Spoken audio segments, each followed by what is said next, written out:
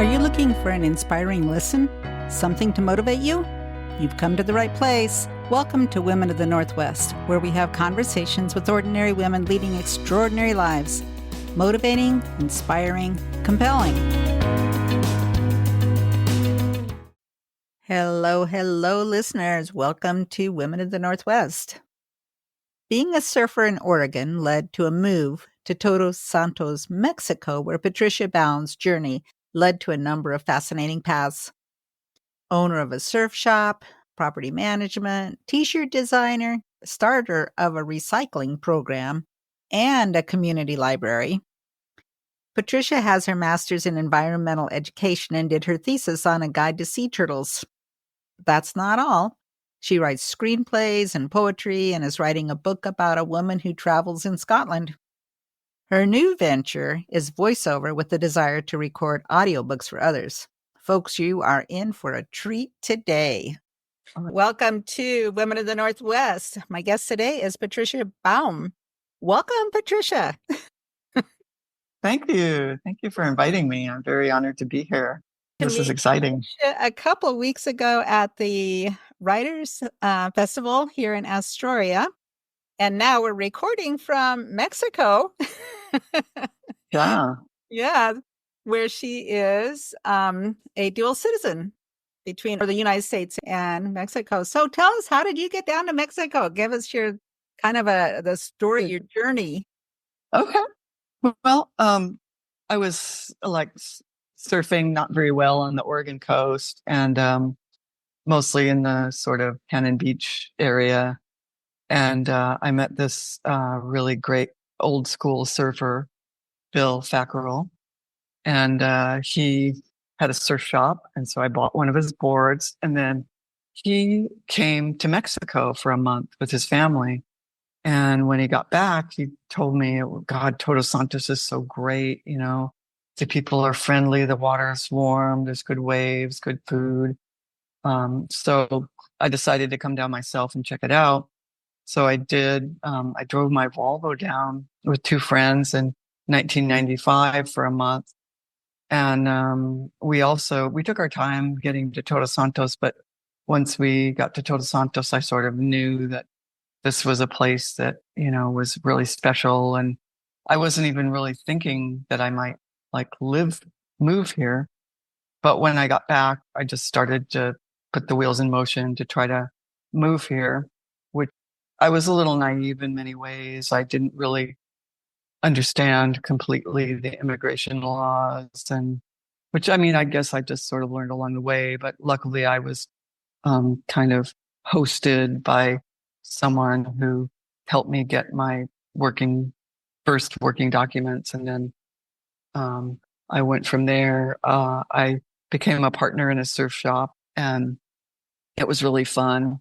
My partner wasn't so honest, but she ended up leaving me the surf shop and going back to the States after we had a hurricane where most of the people in town got hepatitis A, but because I'd had a vaccine, I didn't get it.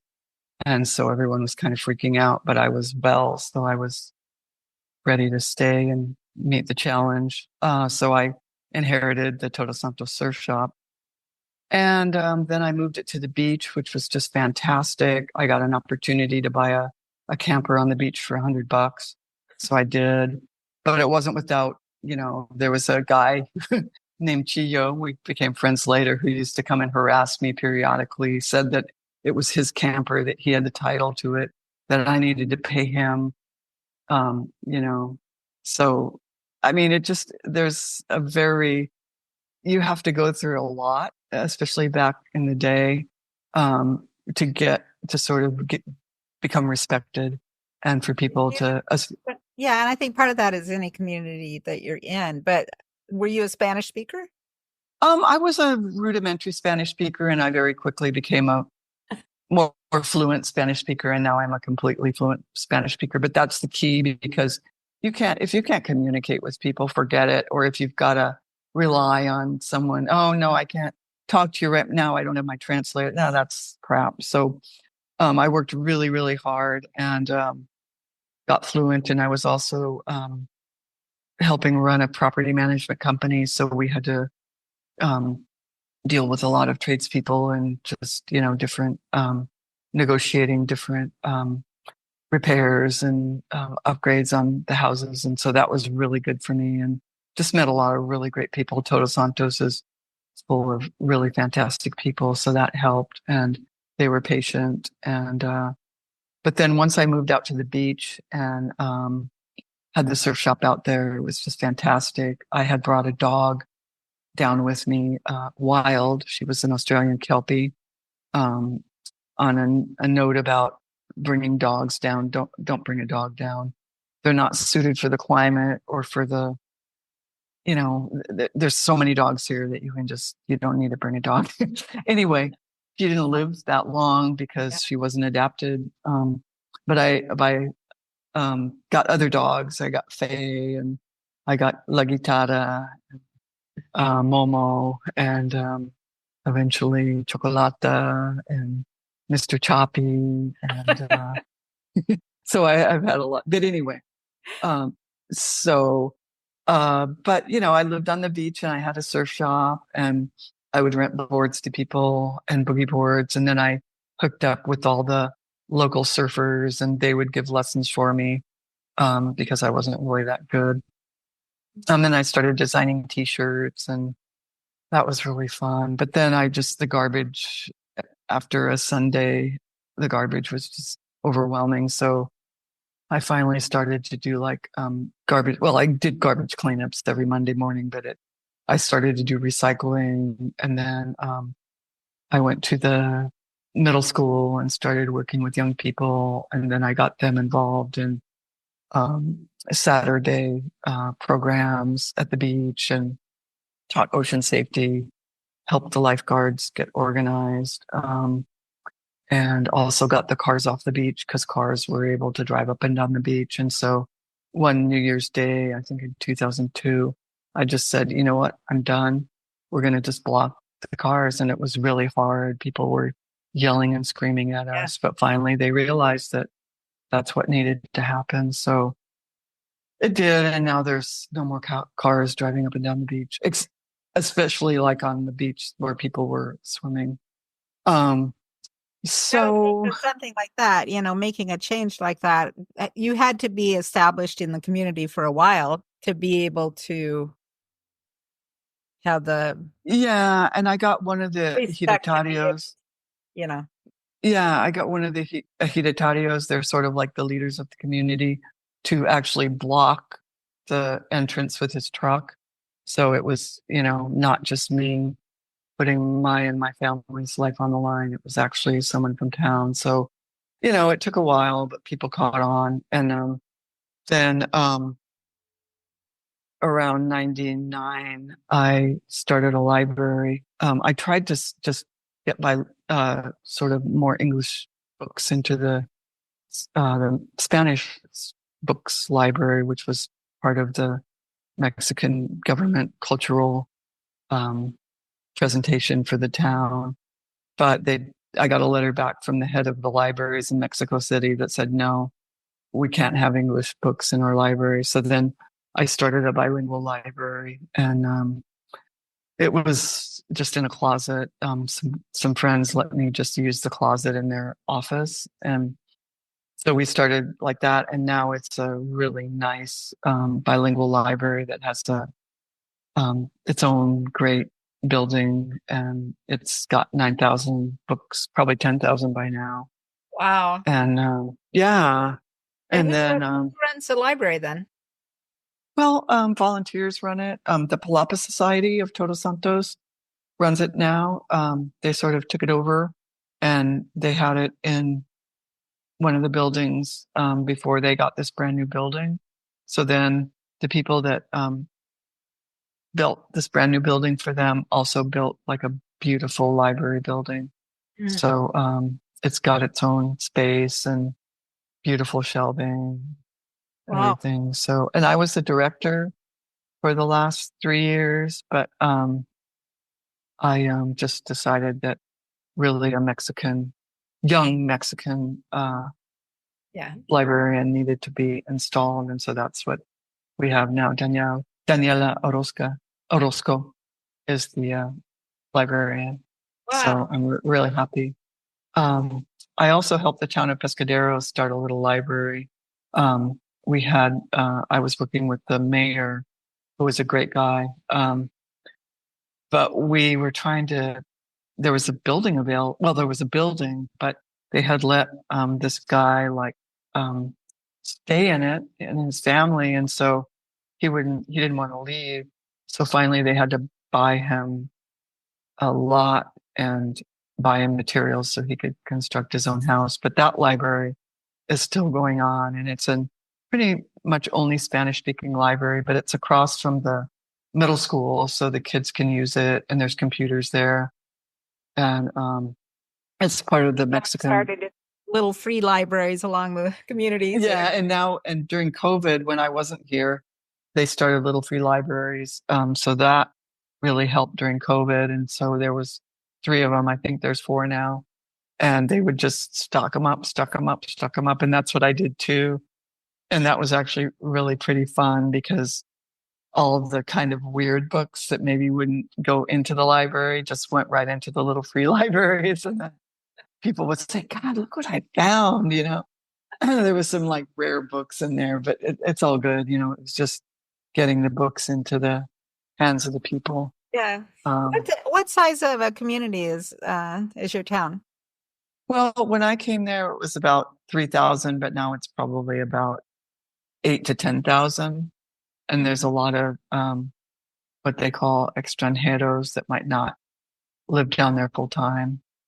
Um, so it kind of has a high season from like November to May, Mm. and then people kind of come and go.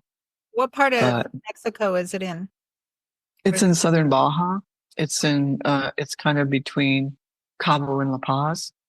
Um, it's about equal distance from Cabo or La Paz. Like you have to decide, okay, should we go to Cabo or La Paz? But actually, La Paz is kind of better because it's got more options for, if you need like sewing supplies or, you know, shoes or, you know, um, whatever. So, yeah. that's a nice sized community, I think, I mean, Yeah. Yeah. It's perfect. not It's too big great. and not crazy drivers or Yeah. Yeah. We have some crazy drivers, but it's okay. And, we have gray whales passing by, migrating. And so from like November through maybe February, you can just sit out on the beach and just see whales. It's really great. It's wow. really, really great. Yeah.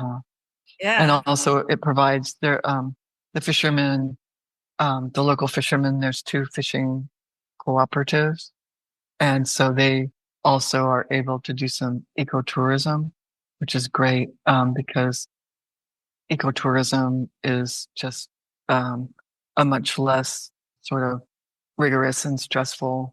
Like the fishermen have to go out 100 miles a day, every day. They have to go out in their pangas, which are just little 20 to 30 feet, little open boats. They have to go out in the open ocean 100 miles out to get fish. And so the ecotourism is a good alternative. And so, and the whales are pretty close in too. You don't have to go way out. They sort of seem to hug the shores a little bit, or maybe they're probably all over, but we see them, pretty close in, which is great. What have been some of the challenges of living down there? Well, probably the main challenge is just sort of getting the community to accept you and to get to well, it wasn't that hard for me to get into the schools, but I started working in first in the like the middle school, and then I would do like stuff in the grade school. I started just doing recycling, and I worked at one particular middle school where I would just do like a program where I'd go to the school once a week and work with the same classroom. I worked with the same teacher for like 10 or 12 years in a row because he was really great. And then I took one group where I went through the three grades with them and just made the program kind of evolve so it would be more relevant to their as they were growing up a bit. Those middle schoolers that they grow up a lot in those 3 years, and that's a really good time to kind of influence kids, especially with habits like habits in their home where they could start, recycling and conserving water and maybe even doing some community service for neighborhoods, um, which Mexico isn't necessarily a place where people have a lot of civic engagement, um, just because there aren't a lot of small scale community projects. The ones that are, um, if they're done by the government, they're usually just sort of one-offs, so you get all excited about something and then it Yeah. was just a one-off, So what I tried to do is have some what's called seguimiento, like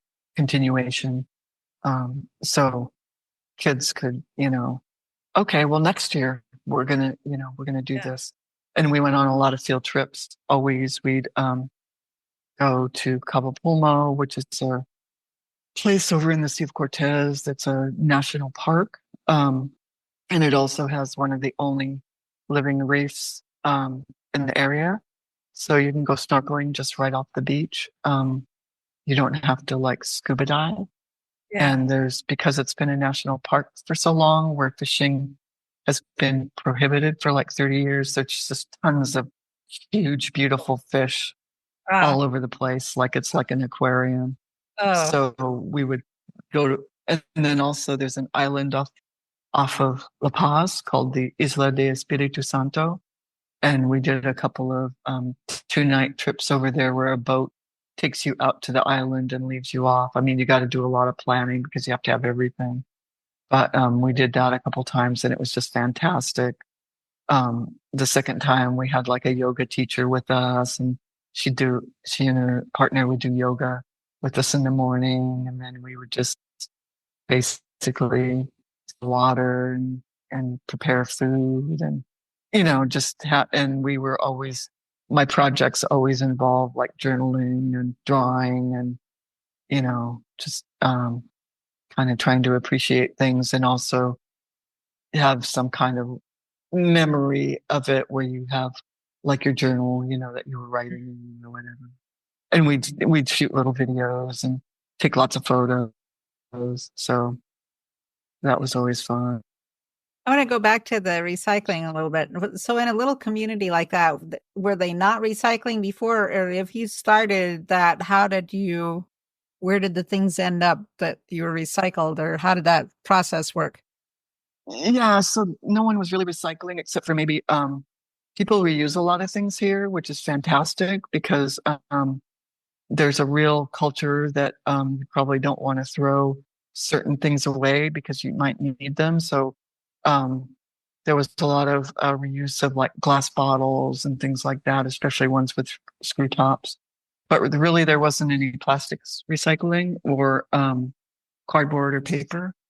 So what I did first was, luckily I had sort of another group that was doing recycling that had also done some research, and there was someone in La Paz who was recycling uh, number one plastic and number two, and so that was the easiest type of plastic to recycle because there was a place for it to go. And so basically, you really don't want to start a recycling program without having a destination for the Exactly. stuff because then you're just piling it up, and you might Exactly. as well just That's pile what it I'm up in wondering, your home, yeah. So, I mean, I started it in my driveway. Um, and so like once a week, people could come bring stuff. But then because I was working with a group in the sixth grade, um, I decided to do the recycling project at the school, and it was great. It was fantastic. So this sixth grade class was in charge of the recycling project, and so every Friday, people could come bring their stuff, and the kids would sort it. And um, I had the principal on board, um, and Also, I had a couple really good volunteers. I had a student from the university who, um, when you graduate, you need to do like 40 hours of community service in order to get your diploma. So he did his community service with us, and he was just fantastic. And then I had another just local guy who just volunteered and would come enthusiastically every Friday. It's hard when you have to do it again and again and again, and and then a local merchant who has a hardware store, he loaned us his big box truck to put to deliver the plastic to La Paz, the plastic and the cardboard. But we had really good methodology where we would get these free plastic gunny sacks, and we'd put the stomped down plastic in there, and then we'd like sew them up. Um, so it was kind of primitive, but then we got these larger containers, and that's what my husband's still involved in recycling in Pescadero. So they have these larger containers that are sort of like you see cement Yeah. brought in it, like a ton of cement. Yeah. And so, but I only got those at the very end. And then also, so the glass went to a different place if it was clear glass. There's a glass blowing factory in Cabo. And so you could take your glass there. And it was great because they had shelves of seconds that were actually, some of the things were just beautiful, that you could get to pick out a couple of seconds if you brought some glass in. So we do that like on the way to the airport, Yeah. and yeah. So, and then one of the little turtle coloring, and not coloring, I don't want to say that, but I made a turtle book. I printed it on the back of a recycled sheets of paper, and that was, then I had it bound, and I would give that away. But someone that a very respected turtle person saw that and said, "Oh no, we can give you paper. We can actually give you paper to print this on." And I said, "No, we don't really want paper. We have paper." So sometimes people just don't completely understand what you're trying to do, but it was always hard to get materials, and that's what led me to I ended up going and getting my master's at the University of Guadalajara in environmental education, and my thesis was a guide to sea turtles. That I my sort of the kind of the motive for my thesis was that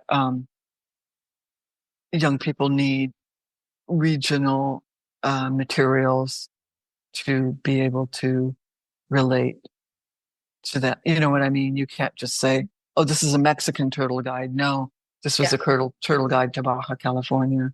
And so that was really important to me. And I had to sort of justify that. Yeah.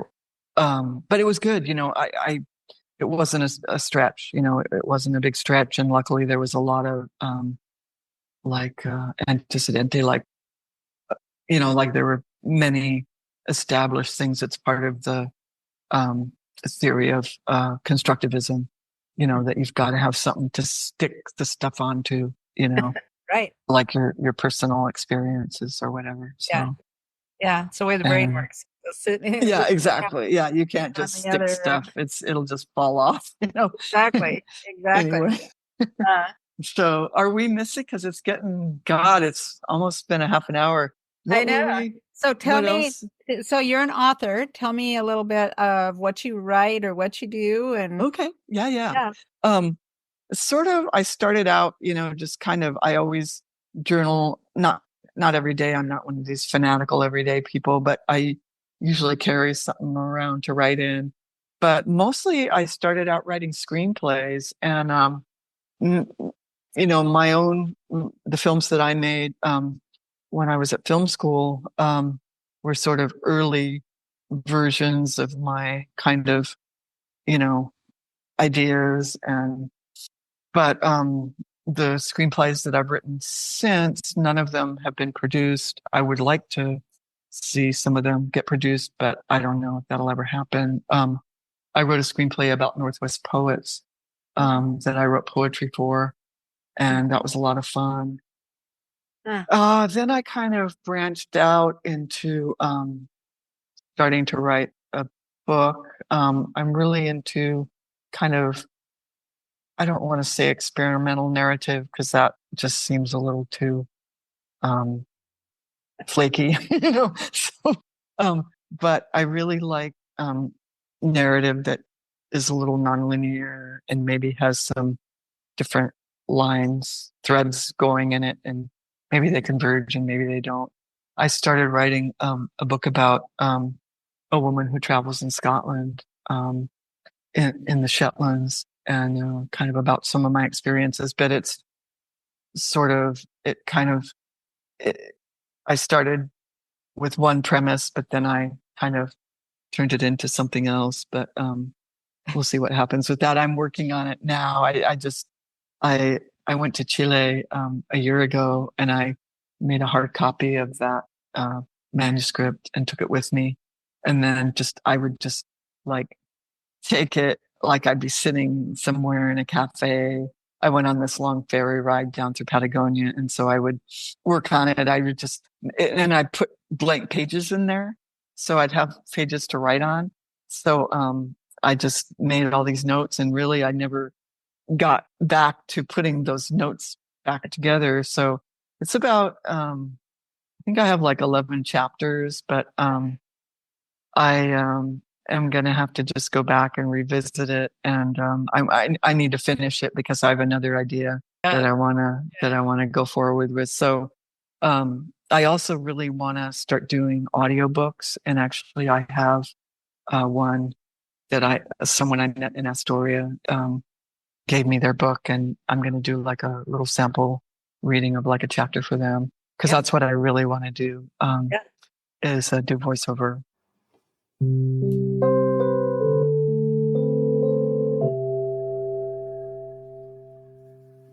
I wanted to thank you for inviting me to be on your podcast.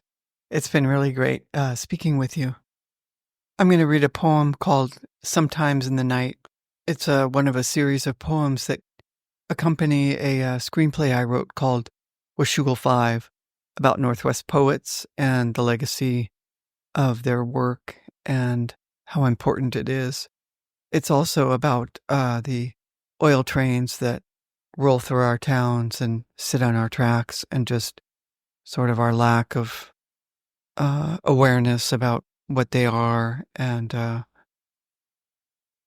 sometimes in the night, I feel the earth shake. Not a bomb, not a war, just a train, a black train, passing through my dreams, through this decaying town. We the people cannot speak. We the people cannot smell the smoke. Yet we the people let the train rumble by and take our promise away. On down the tracks into the night.